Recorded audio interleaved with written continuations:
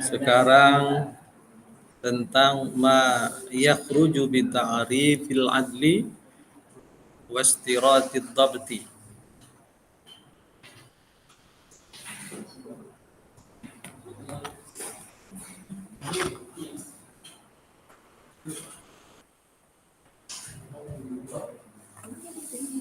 Apa saja yang tidak termasuk kepada pengertian adil dan masuk ke dalam persyaratan dhabit.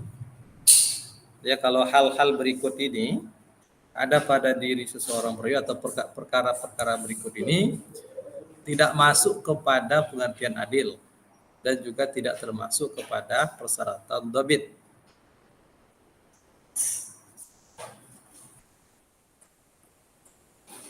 Awalan, yang pertama dibagi dua bagian. Yang pertama, ma yata'allaqu bi jahalatir rawi. Perkara yang terkait dengan jahalatur rawi. Apa maksud jahalah? Hah? Bodoh itu apa artinya? Hah? Jahil. Apa makna jahlun? Ya. Apa makna itu? Makna bodoh itu apa? Tidak mengetahui. Majhul artinya tidak diketahui. Jadi artikan perawi yang bodoh itu apa? Jadi ma yata'allaqu bi jahalatir rawi, perkara-perkara yang terkait dengan kemajhulan perawi atau persoalan perawi yang tidak dikenal. Jadi artikan perawi yang bodoh, nah, itu kan bukan itu artinya.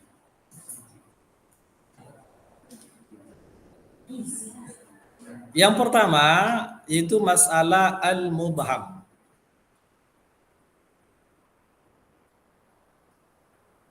Mubham artinya man lam yusamma ismuhu. Perawi yang tidak disebutkan namanya.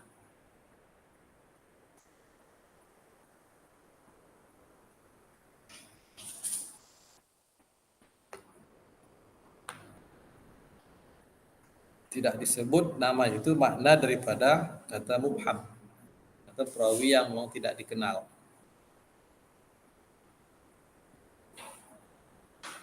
Umpamanya perawi itu hanya disebut dengan istilah lanun atau as-siqatu. Ya, rawahu atau rawa as-siqatu atau haddasani as-siqatu.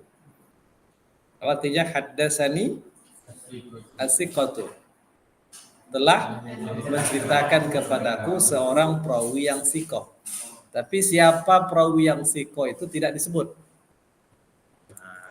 Itu namanya mubham. Atau juga disebut umpamanya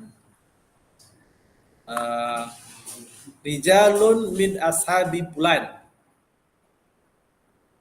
Juga tidak disebut nama. Artinya yang disebut dengan mubham itu perawi yang namanya tidak disebut.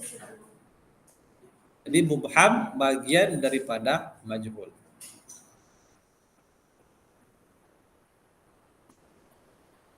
Yang kedua, majhulul ain. Dulu sudah disinggung kalau salah ya. Apa itu majhulul ain? Belum ya? Oh belum. Berarti nanti lebih dibahas lagi mungkin di jawatan 2. Majhulul ain adalah man lam yarwi anhu ghairu wahidin wa lam yuwassa. Man lam, siapa yang tidak meriwayatkan darinya kecuali seorang murid, satu muridnya berarti,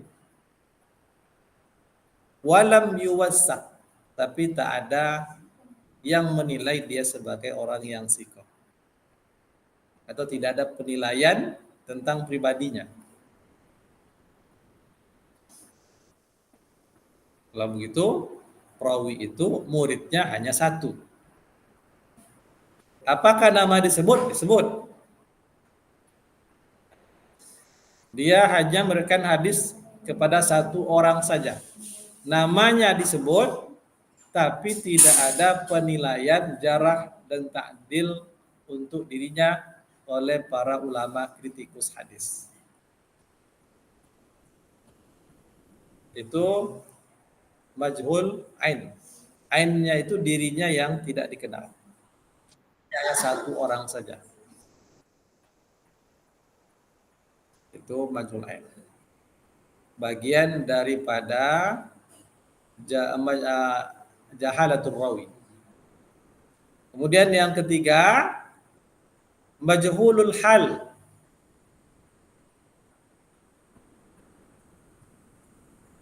Kalau majhulul hal, man rawa anhu rawiyani fa aksaru wa lam yuwassaqa.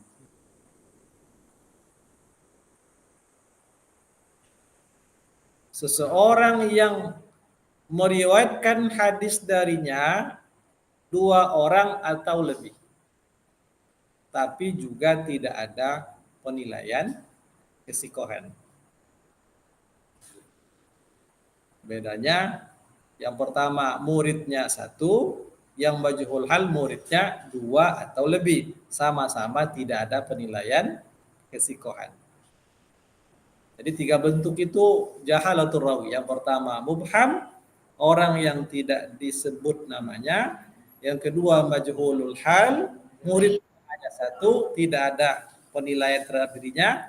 Yang ketiga majhulul hal, yang tadi majhul ain. Yang ketiga majhulul hal, muridnya dua ke atas, tapi tidak ada penilaian. Itu dimaksud dengan jahalatul rawi.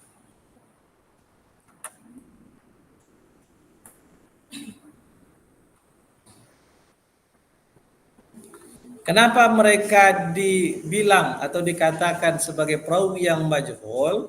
Nah, ini sebabnya. Li'adami ma'rifati ahwalihim fil adalati wad-dhabti. Karena tidak diketahui keadaan mereka baik dalam hal keadalahan ataupun kedhabitan. Dua-duanya tidak ada diketahui. Keadalahannya tidak diketahui, kerobitannya juga tidak diketahui. Kalau seandainya diketahui salah satunya, dia tidak masuk kepada perawi yang majhul. Namanya ada penilaian tentang pribadi itu masalah keadalan saja. Biasanya ulama kritik memberi nilai namanya dengan lafaz soleh, sodukun. Kalau dia orang yang adalahnya baik, dinilai adil. Sementara dhabit tidak diketahui. Nah, jadi penilaiannya itu seperti soleh, kemudian soduk, dan hal-hal yang atau lapas-lapas yang menunjukkan makna keadalahan tapi tidak menunjukkan makna kedhabitan. Nah, itu hal-hal yang tidak masuk kepada definisi apa tadi?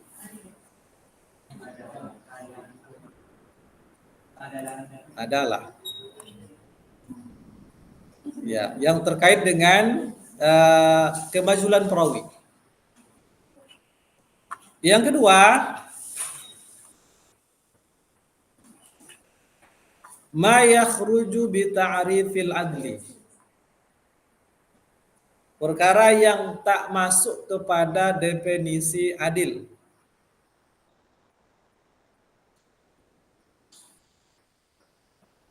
Adil saja, bukan dhabit sekaligus, tapi adil saja. Kalau perkara-perkara atau sifat-sifat berikut ini ada pada diri seseorang, berarti dia jelas tidak adil.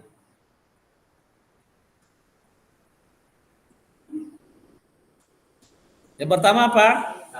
Al-kafir. Jadi sebaik-baik orang kafir dalam pandangan mata kita, dalam pandangan agama sama sekali tidak bisa dikatakan adil. Sebab syarat daripada seseorang dikatakan adil dia mesti seorang muslim. Adil dalam pandangan agama. Nah, barangkali logikanya sebaik-baik orang kafir pun, ya kan, non muslim, pasti yang mereka pandang baik agama itu hanya agama mereka. Ya kan? Tak mungkin dia membenarkan agama yang bukan agamanya. Kita pun juga begitu. Bagi kita agama yang benar hanya Islam. Bagi yang tidak menerima Islam, agama yang benar juga agama yang mereka anut. Dari situ sudah menunjukkan dia tidak seorang yang adil. Jadi kafir. Walaupun dari sisi muamalahnya baik, suka membantu, suka menolong, tapi karena dia tidak muslim, dalam pandangan Islam, dia tidak bisa dikatakan adil. Kita ada istilah namanya pemimpin yang lebih baik itu pemimpin yang kafir, tapi dia adil, itu tak ada dalam Islam. Yang adil itu adalah muslim. Khususnya di sini pembahasan dalam masalah perawi hadis. Yang kedua, yang tidak masuk ke dalam definisi adil, as-sabi. As-sabi, siapa itu sabi? Kapan batasnya seseorang itu sudah tidak dikatakan as-sabi? Hah? Menjelang dia balik. Kalau sudah balik, tidak sobi lagi. Sobi itu ada kalanya masih dalam taraf masih belum berakal. Ada yang sudah berakal. Kalau sudah berakal itu sudah memayyiz, sudah bisa membedakan yang hak dan yang batil. Tapi dia belum balik, maka dia masih diukur sebagai sobi. Nah, belum bisa dikatakan adil, tapi dhabit dia bisa masuk ke dalam kategori dhabit. Ada anak kecil yang sudah mumayyiz, itu seringkali hafalatnya itu jauh lebih kuat daripada orang yang sudah dewasa. Nah, itu as-sabi, anak kecil yang belum balik. Maka dalam pembahasan yang lalu, anak kecil itu dia boleh menerima hadis atau diakui penerimaan hadisnya, tapi dia belum diakui dalam meriwayatkan hadis. Kalau dia meriwayatkan hadis pada masa usia sobinya, itu ditolak. Tapi kalau dia menerima pada usia sobi, dia sampaikan setelah balik, itu diterima. Karena banyak para sahabat yang seperti itu. Yang ketiga, al-majnun. Apa itu majnun? Gila. Artinya akalnya tertutup. Orang yang akal tertutup jelas tak bisa dikatakan adil. Yang keempat, al-mubtadi'. Apa itu mubtadi'?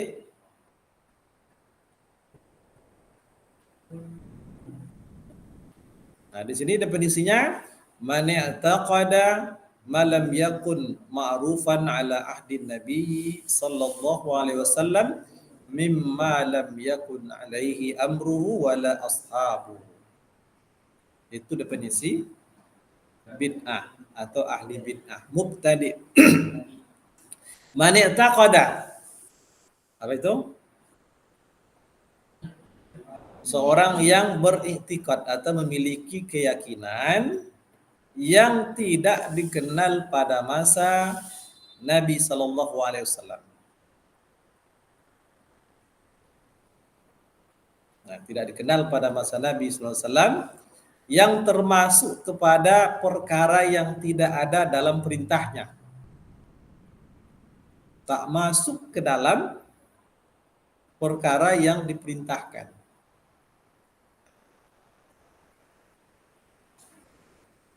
Dan tidak pula pada perkara yang ada pada masa sahabatnya. Nah, di sini perlu dipahami beberapa poin. Yang dimaksud di sini orang yang meyakini, berarti dalam masalah akidah. Kalau dalam masalah ibadah yang diikhtilafkan, seperti baca kunut tak baca kunut, itu tidak masuk itu. Nah, ya, berarti kalau seandainya orang yang mengatakan kunut itu kunut subuh yang dibiasakan itu adalah bid'ah, berarti mazhab Syafi'i tak masuk kali ini orang yang adil itu. Termasuk Imam Syafi'inya. Ada tidak masuk dalam masalah itu. Yang dimaksud perkara bid'ah atau mubtadi di sini orang yang bid'ah dalam aspek i'tiqad, keyakinan. Apa contohnya? Seperti keyakinan kelompok Mu'tazilah yang mengatakan bahwa Al-Qur'an itu makhluk. Al-Qur'an itu makhluk. Bukan mengatakan Al-Qur'an kalamullah.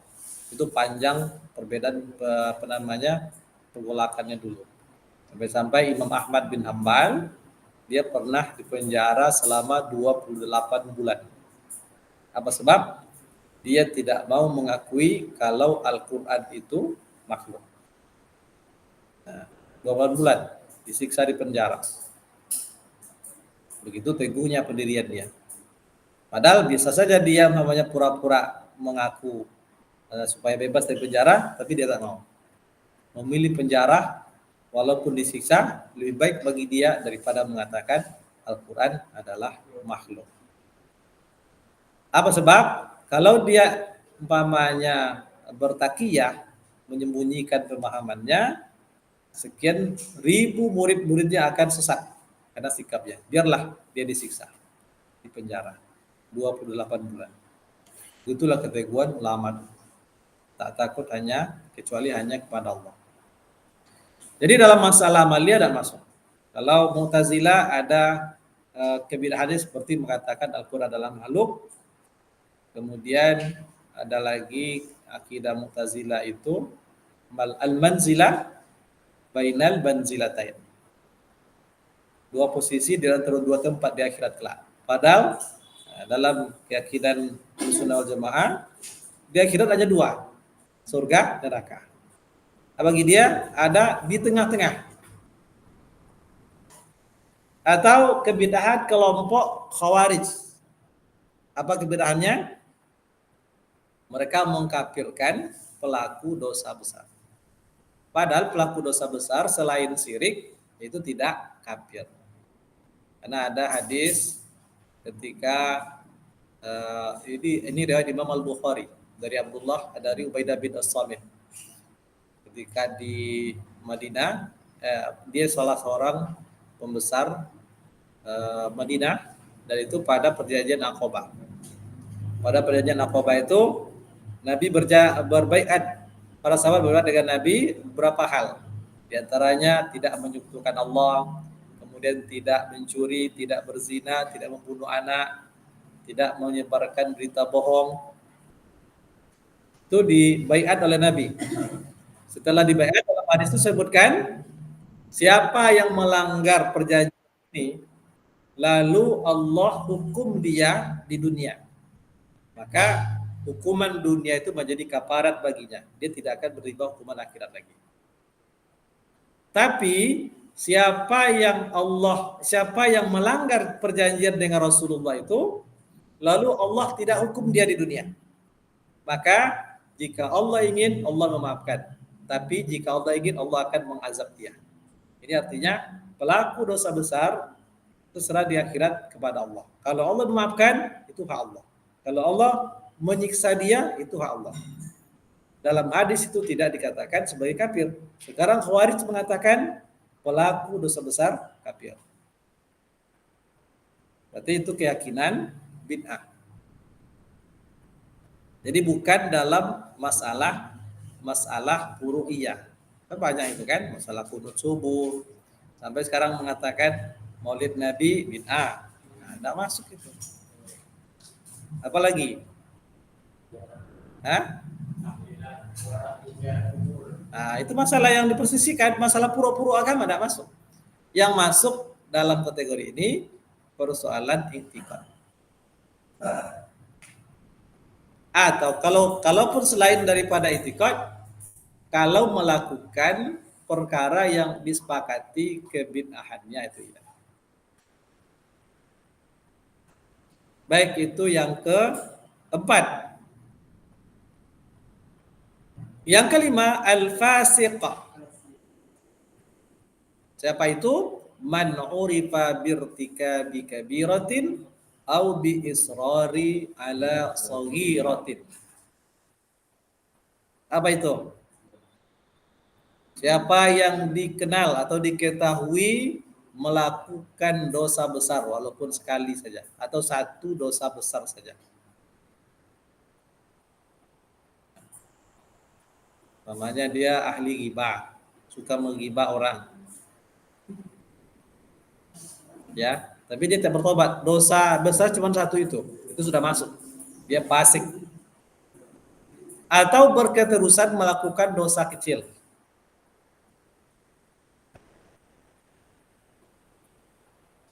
Itu juga fasik. Kalau sekali-sekali itu tidak masuk.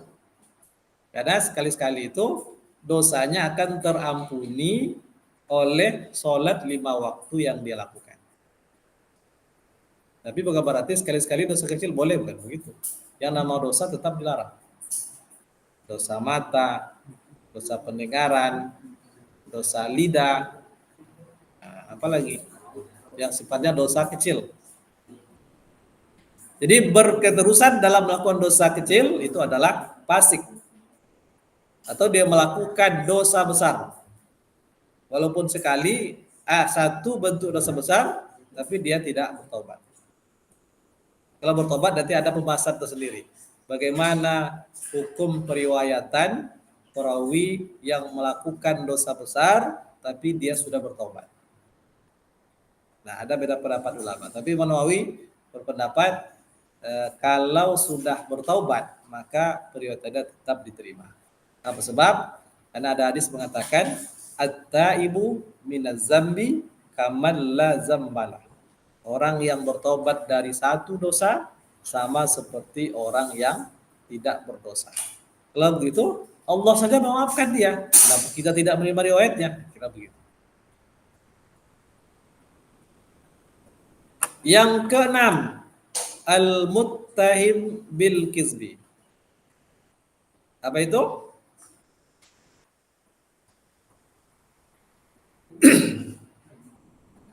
Al-muttahim ittahama. Al-muttahim itu orang yang tertuduh melakukan dusta. Maksudnya may yata'amalu bil kizbi wa lam yu'raf annahu kazibun ala nabi sallallahu alaihi wasallam.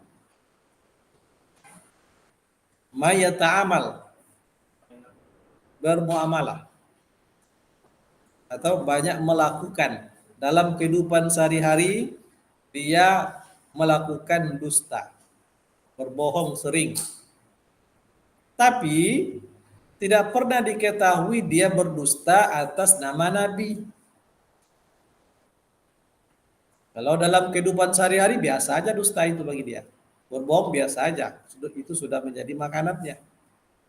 Cuman tidak pernah terbukti dia berdusta, membuat-buat hadis Nabi. Itu sudah parah, tapi ada yang lebih parah lagi. Apa yang lebih parah lagi? Al-kazzab. Kazzab dalam bentuk isim mubalaghah, berarti memang dia seorang pendusta. Tapi kazzab dalam definisi ilmu jarh ta'dil yang untuk menyematkan kepada para perawi artinya man kazaba ala nabi sallallahu alaihi wasallam muta'ammidan walau marratan. Apa itu? Orang yang berdusta atas nama Nabi secara sengaja walaupun hanya sekali. Kalau yang muttahim sering dia berdusta tapi tak pernah terbukti atas nama Nabi. Kalau kazab berdusta hanya sekali, tapi yang sekali itu atas nama Nabi. Itu lebih berat daripada berdusta sering tapi bukan atas nama Nabi. Apa kira sebab ini lebih berat? Apa kira-kira sebabnya? Hah? Karena kalau berdusta atas nama Nabi, yang rusak itu agama. Tak ada kerusakan yang lebih hebat selain daripada kerusakan agama. Kalau yang rusak itu nyawa orang, orang mati, dia sendiri yang kena. Korbannya hanya satu. Kalau membakar rumah orang, yang kena cuma rumah. Bisa dibangun lagi. Tapi kalau satu hadis dibuat, diikuti oleh sekian banyak orang, merusak agamanya. Bisa orang jadi murtad, bisa orang jadi fasik, bisa orang jadi pelaku dosa, bisa menjadi ahli bid'ah, rusak agamanya. Itu kerusakan yang paling parah. Maka sekali berdusta atas nama Nabi, itu diklaim sebagai kazab, pendusta. Tapi kalau sering berdusta bukan atas nama Nabi, itu masih muttahim bil kizb. Masih ringan dibandingkan kazab. Kazab ini sama ungkapannya dengan bahasa lain seperti dajjal. Dajjal itu kan maha pendusta. Itu yang ke-7. Yang ke-8, makhrumul muru'ah.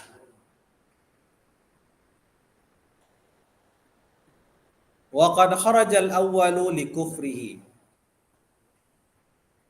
Jenis yang pertama keluar daripada penilaian adil disebabkan karena kekufurannya, hampir jelas. Termasuk ke dalam makna adil. Berarti dia bukan orang adil. Yang kedua karena masih anak-anak, sobinya. Yang ketiga karena jununnya, karena akalnya tertutup. Kemudian warabi li bid'atihi, yang keempat karena kebid'ahannya mengada-ngada dalam urusan agama. Yang kelima, yang keenam, yang ketujuh itu karena nyatanya perbuatan fasik yang dia lakukan. Dan wasamin, yang kedelapan yaitu makhrumul muru'ah, itu karena rusak harga dirinya atau muru'ahnya. Kalau bahasa kita marwah. Apa itu marwah? Perkara yang merusak muru'ah. Itu contohnya itu. Definisinya apa? Perkara muru'ah yang bisa merusak muru'ah itu perkara yang pada dasarnya tidak dilarang oleh agama, tapi dianggap tidak baik oleh uruf, kebiasaan masyarakat setempat. Padahal agama tidak pernah melarang, tapi dalam kebiasaan masyarakat setempat itu dianggap perkara yang tak baik, perkara buruk. Seperti yang kemarin, seorang pejabat tinggi sarapan pagi di pinggir jalan, namanya kan. Tapi bagi di daerah itu yang menganggap itu ini tak pantas seorang gubernur makan pinggir jalan, namanya gitu kan. Tapi biasanya dalam di daerah lain menganggap oh ini gubernurnya orang yang rendah hati nih, dipuji orang itu beda lagi. Berarti hurufnya berbeda. Kan ada masyarakat menganggap ini semakin merayat semakin bagus. Baik.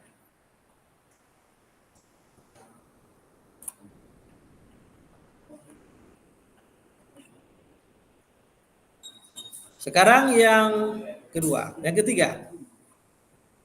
Ma yakhruju bi ishtiratid dhabti. Yang ketiga, perkara yang keluar dari persyaratan kedhabitan.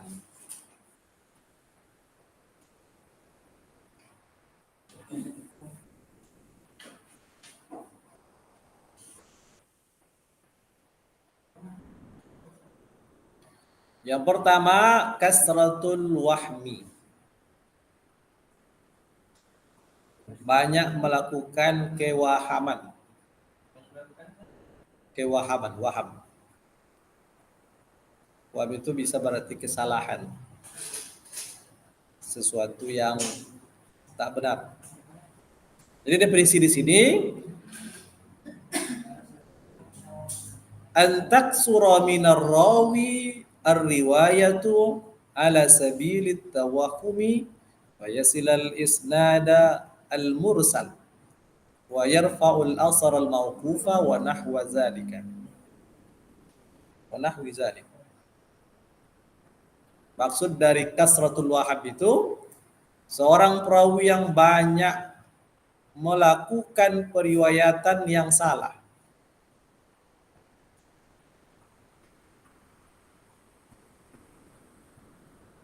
Sehingga dia memuttasilkan isnad yang mursal. Tahu mana muttasil? Bersambung. Dia memuttasilkan sanad yang mursal. Mursal itu secara umum sama makna dengan inqita.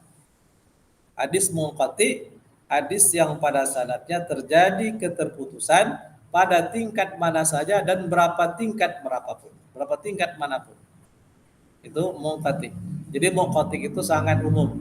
Asal terjadi keterputusan itu secara bahasa juga sama maknanya dengan mursal atau irsal.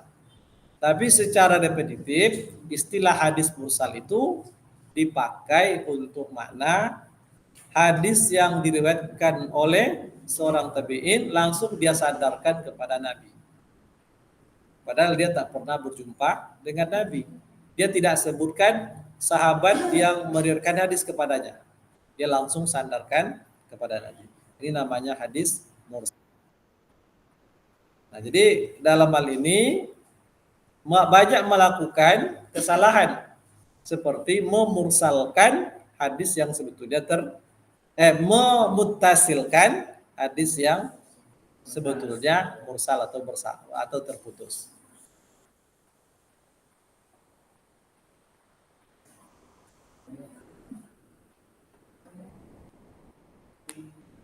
Itu kesalahannya sangat fatal itu. Atau dia meropakkan asar yang mauquf. Hadis itu sebetulnya mauquf tapi dia riwayatkan secara marfu.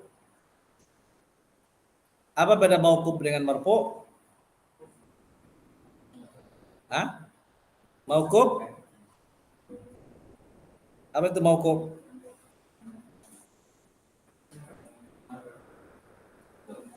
Hadis itu disandarkan kepada sahabat. Apakah perkataan sahabat atau perbuatan sahabat itu namanya hadis mauquf. Kalau marfu itu sama dengan hadis nabawi.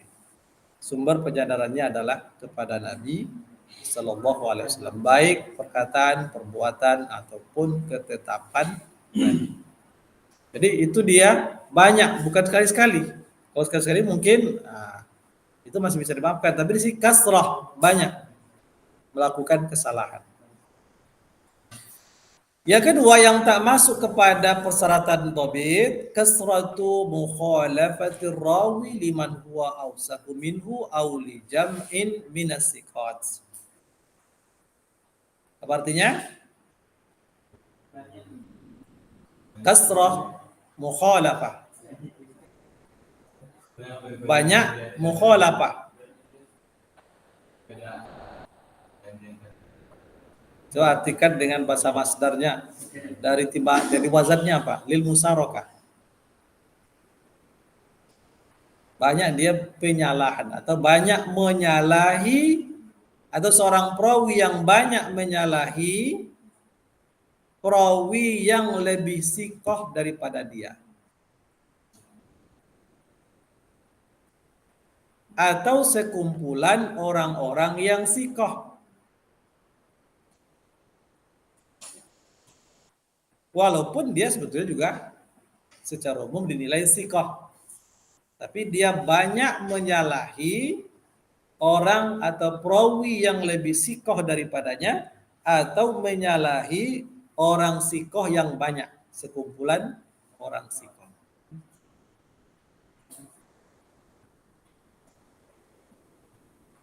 Apa nama atau label hadis yang diriwayatkan oleh orang seperti ini? Hah?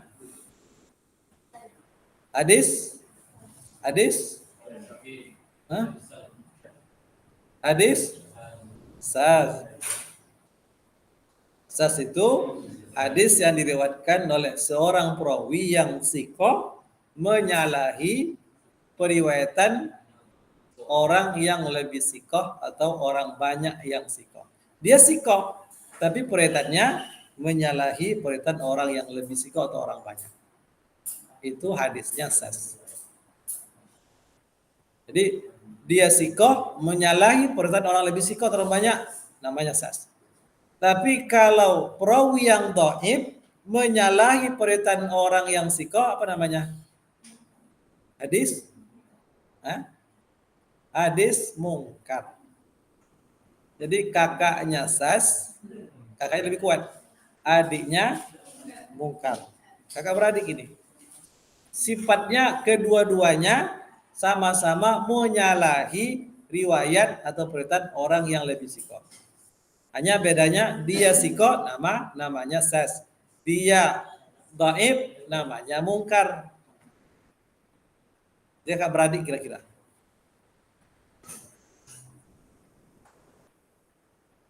Itu yang kedua, yang tak termasuk kepada persyaratan dhabit. Yang ketiga, su'ul hibzi. Hah? Apa nasu? Buruk. Hibzi, hafalannya buruk. Tapi definisinya alla yatarajjaha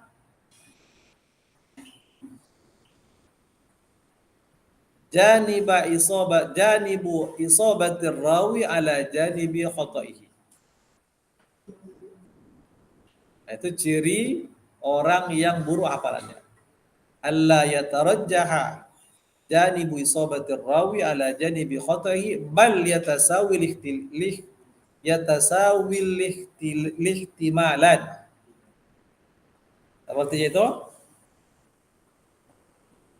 orang yang tidak bisa ditarjih, dilihat, diketahui mana yang lebih kuat antara sisi benarnya dibandingkan sisi salahnya. Nah, itu namanya su'ul hifzi. Ragu orang, katakan benar rasanya tidak mungkin, katakan salah juga tidak mungkin. Tidak diketahui apakah benar atau salah. Bal yatasawil ihtimalani. Bahkan tetapi kemungkinan salah benarnya seimbang. Dia orang bingung mulai dia. Ini orangnya bisa dipercaya dah hadisnya ini, bisa diterima atau tidak? Orang ragu-ragu. Ihtimalnya seimbang, 50-50. Ya, 50-50. Itu namanya su'ul hibzi. Orang yang hafalannya buruk. Maka dia jelas tak bisa masuk ke dalam kategori orang-orang yang dhabit.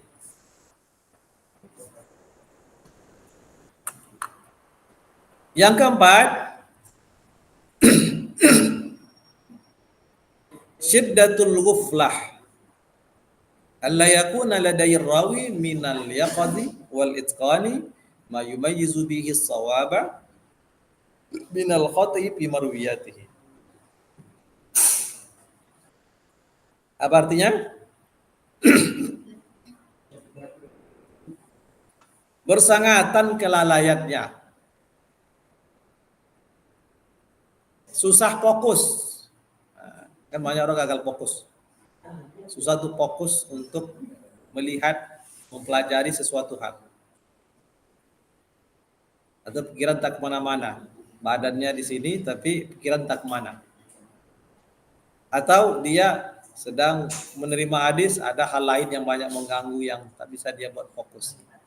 Kalau kita umpamanya zaman sekarang ini sedang belajar, ya sedang belajar lihat WA juga, lihat Facebook juga, lihat Instagram juga, lihat ini juga, sehingga pelajaran itu fokus.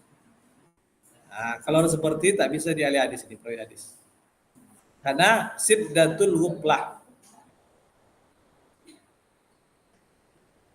Apa maknanya?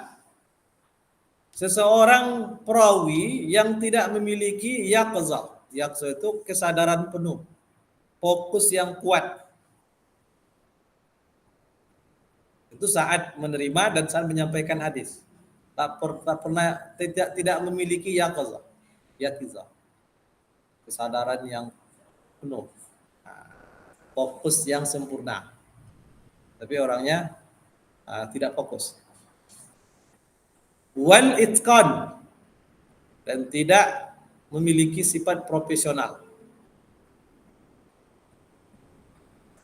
Yang mana dengan sifat profesional itu dia benar-benar bisa membedakan yang benar dan yang salah dalam periwayatannya.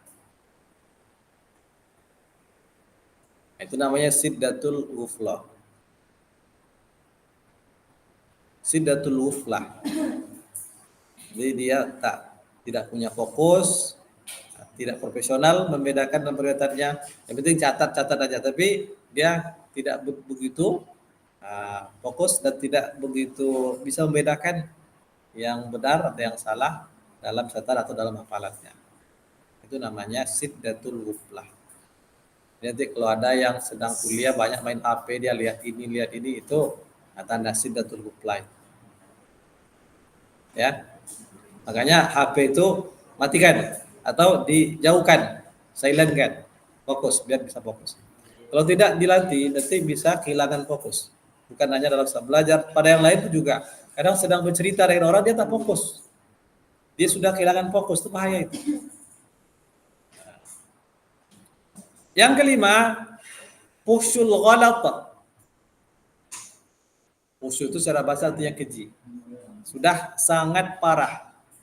Al-ghalat, salahnya. Atau pencampur baurannya antara yang benar dan yang tak betul. Itu ghalat. Definisinya, ayazida khata'ur rawi ala sawabihi ziyadatan fahisyah. Apa artinya? Ini lebih parah lagi daripada yang di atas ini. Seorang perawi yang lebih besar salah daripada benarnya. Dengan tingkatan lebihnya itu sangat parah. Jauh lebih banyak salah daripada benarnya dalam periwayatannya. Dan itu sudah tingkat yang parah. Itu namanya fuhsyul ghalat. Maka orang seperti ini tidak bisa masuk dalam makna dhabit. Tidak, bukan orang yang dhabit. Lebih banyak salah daripada benarnya. Yang keenam, jahlur rawi bi madlulatil alfazi wa maqasidiha wa ma yuhilu ma'aniha inda riwayah bil ma'na haitsu yata'ayyanu inda zalikal ada bil labzi allazi sami'ahu ittifaqan li'alla yaqau fima yasriful hadis anil ma'na al murad. Artinya rawi yang tak memahami tunjukan lapas atau dilalah lapas atau maksud dari lapas hadis yang diriwayatkan maksudnya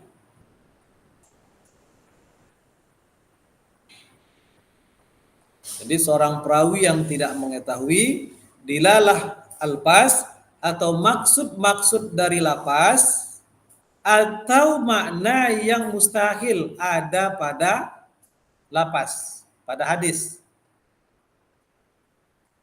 Nah, makna yang mustahil ada pada hadis, dia tak tahu. lalu dia riwayatkan secara makna. Nah, ini yang parah. Dia tidak mengerti betul dengan makna hadis, tidak paham tentang tunjukan hadis, tidak paham tentang maksud hadis, lalu dia riwayatkan secara makna.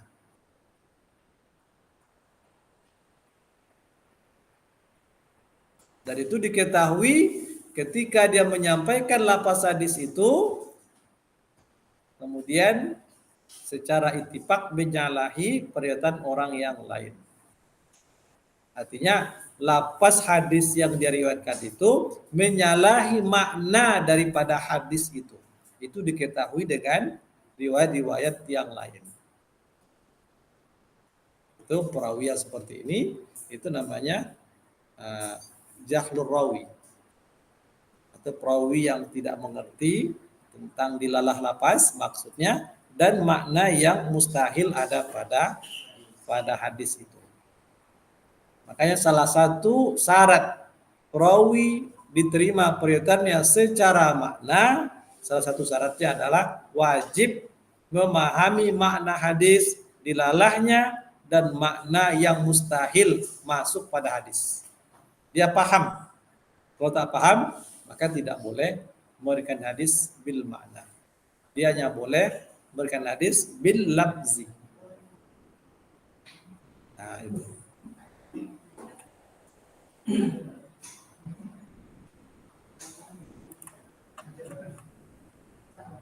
Yang terakhir, yang ketujuh, tasahulur rawi fi muqabalati kitabihi wa tashihi wa siyadatihi. Perawi yang tasahul. Apa tasahul? Bermudah-mudah dalam muqalabah kitabihi, dalam meng-cross check, memuraja, melihat-lihat, mengulang-ulang tulisan hadisnya. Dia sudah yakin sekali tulis sudah benar tuh.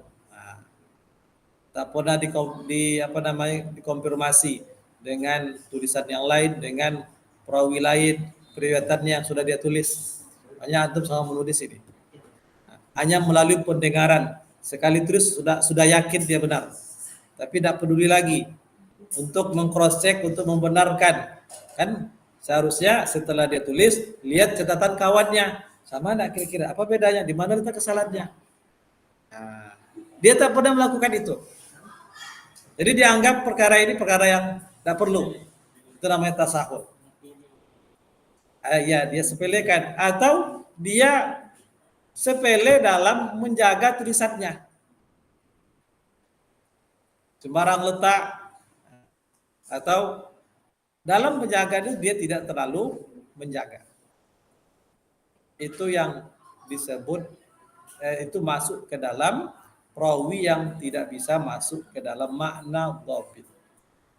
Nah, jadi hal-hal ini kalau ada pada di seorang perawi, dia tidak dhabit. Ada 7. Baik, ada pertanyaan sampai di situ? Ada?